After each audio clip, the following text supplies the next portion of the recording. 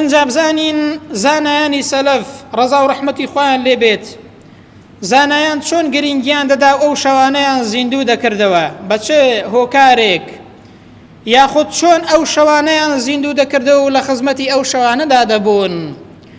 زانایان ئەو شەوانەیان بە عیبادەتی خوای پەروەردگار بە قورئان بە قیام بە دوعاکردن بە مانەوە لە مزگەوت بە زیندووکردنەوەی ئەو شەوانە زیندویان دەکردەوە. بۆیە ثابتی بەنانی کە یەکێکە لە زانایان دەفەرمێت لەو شەوەدا جوانترین جلوبەرگی لەبەر دەکرد، لەو شەوەدا بۆنێکی خۆشی لە خۆی دەدا ئەنجا هەڵدەستا ئەو شەوانەی زیندوو دەکردەوە.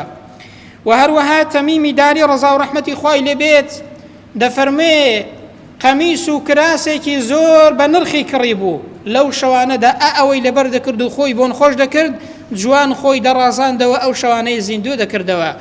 بۆچی؟ چونکە مەلایکەتی خوای گەورەدا دەبەزێت جلێکی جوانت لەبەر بێت بۆنێکی خۆشت لە خۆدا بێت بۆ ئەوەی مەلایکەتی خوای پەروەردگار ڕوت تێکات. بەڕێزان مەلایکەت لە بۆنی ناخۆش نزیک نابنەوە بەڵام لە بۆنی خۆش نزیک دەبێتەوە. ئینسانی وهەیە زۆر بە پەڕپوتی دێتە مزگەوت.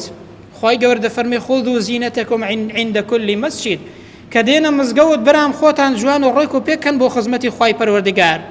ئینسان ئەگەر بچێتە خزمەتی ئینسانێکی دەسەڵاتدار تەماشا دەکەی خۆی دەڕازێنێتەوە. ئەی ئینسان ئەگەر بچێتە خزمەتی خوای پەروەردگار بەڕێزان ئەو شەوانە بە جوانی و تەرتیبێکی ڕێک و پێک زیندووکەیەوە.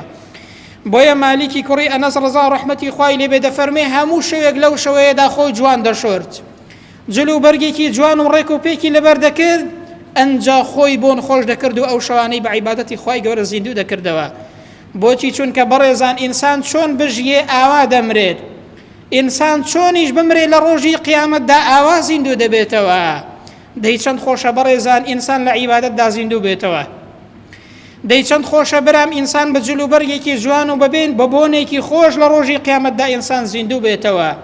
ئینسانی وهەیە لە ڕۆژی قیامەتدا زیندوو دەبێتەوە خوێن لە برینەکەی دەڕوا لە پێناوی خوای پەروەردگاردا شەهید بوو.